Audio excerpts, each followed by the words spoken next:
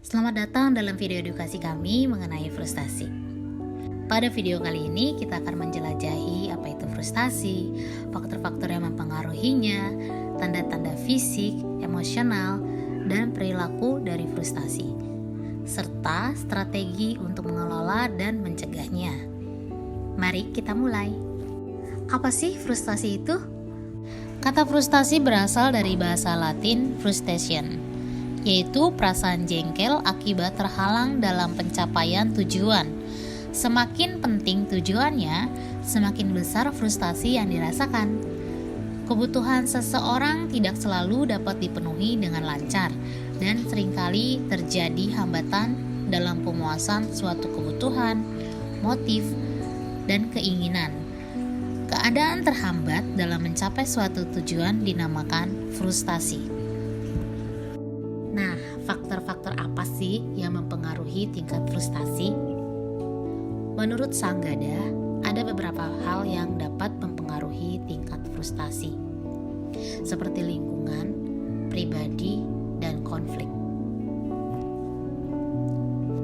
Faktor lingkungan adalah keadaan kekecewaan dan goncangan perasaan yang dialami individu karena gagal dalam mencapai tujuan yang disebabkan oleh adanya rintangan yang berasal dari luar individu, seperti peristiwa-peristiwa tragis alam, sistem hubungan antar pribadi yang salah, norma-norma sosial, peraturan undang-undang, bahkan adat istiadat. Yang kedua, faktor pribadi, seperti diawali oleh seseorang karena kurang tahu, bahkan tidak memiliki kemampuan fisik, mental untuk mencapai tujuan dan cita-citanya.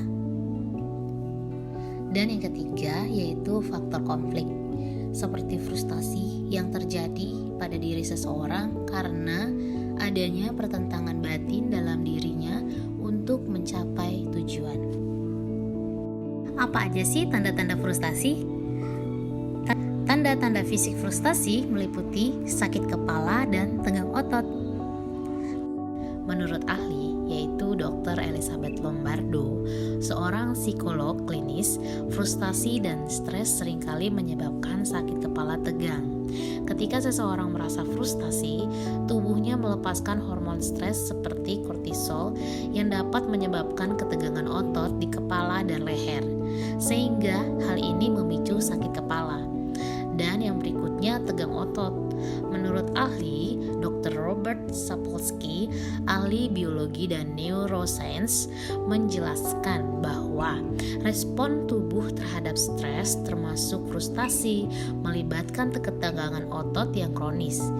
Ini adalah bagian dari respon fight or flight yang menyebabkan otot-otot tubuh menjadi kaku dan tegang.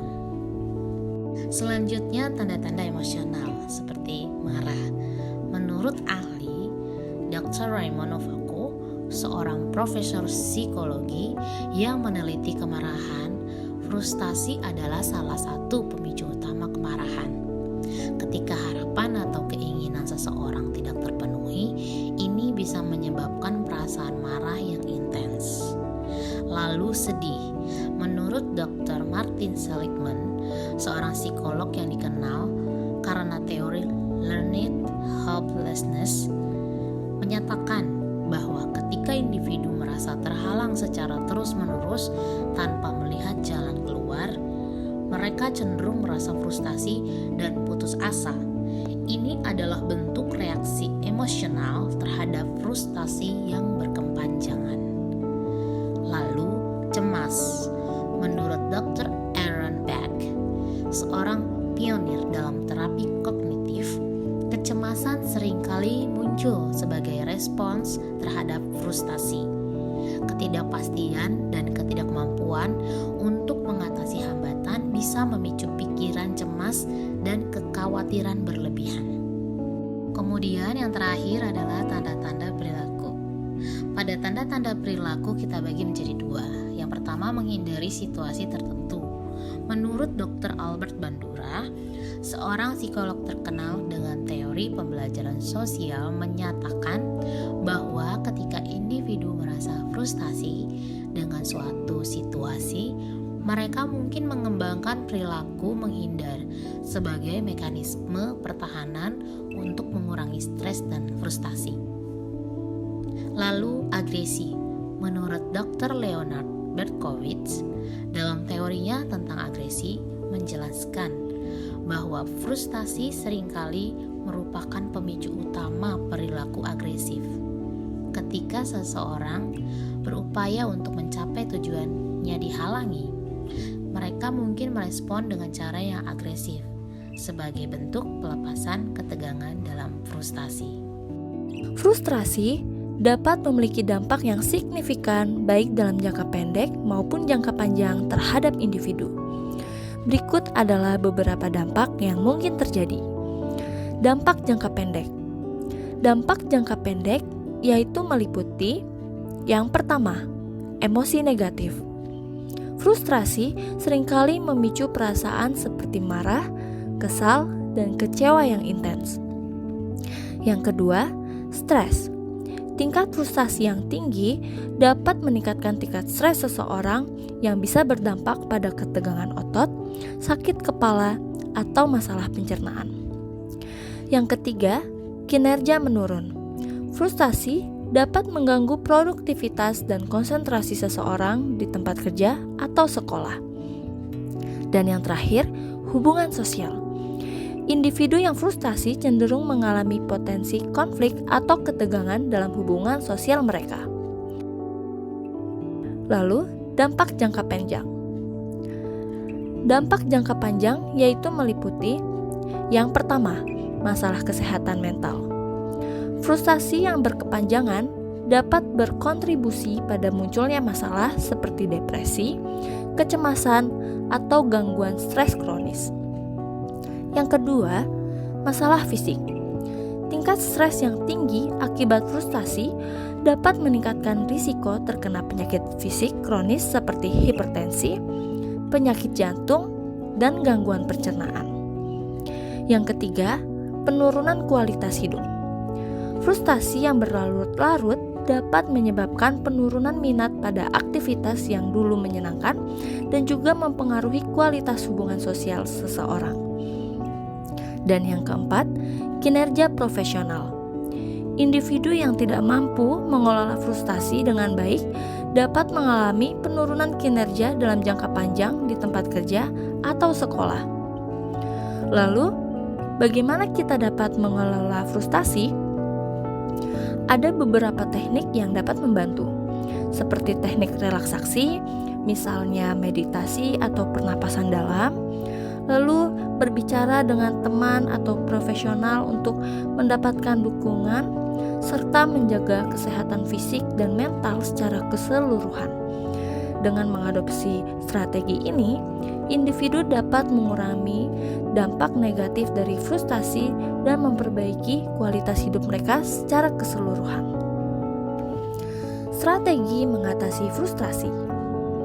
Penyelesaian frustasi dari sisi psikologis melibatkan pemahaman mendalam tentang bagaimana emosi frustasi terbentuk dan cara-cara untuk mengelolanya secara efektif.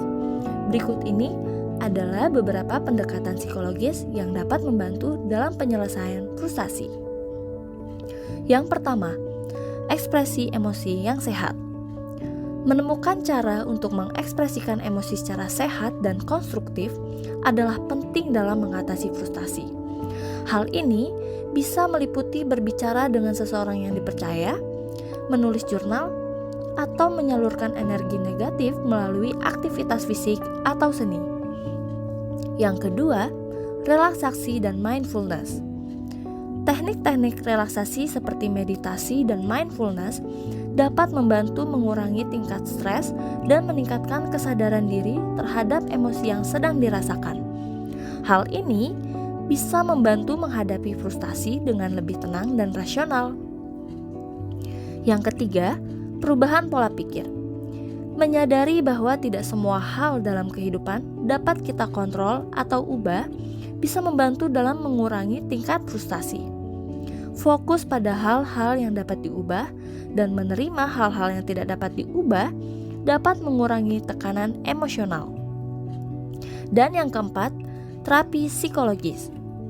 Jika frustasimu sangat mengganggu atau terus-menerus, mempertimbangkan konsultasi dengan seorang profesional seperti psikolog atau psikiater dapat memberikan manfaat yang signifikan.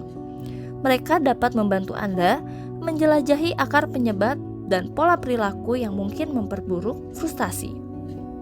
Dalam penyelesaian frustasi secara psikologis, penting untuk diingat bahwa setiap orang unik dan respon terhadap frustasi bisa berbeda-beda. Mencari pendekatan yang paling sesuai dengan diri sendiri dan melibatkan dukungan dari orang-orang terdekat atau profesional kesehatan mental dapat membantu mengelola emosi dengan lebih baik.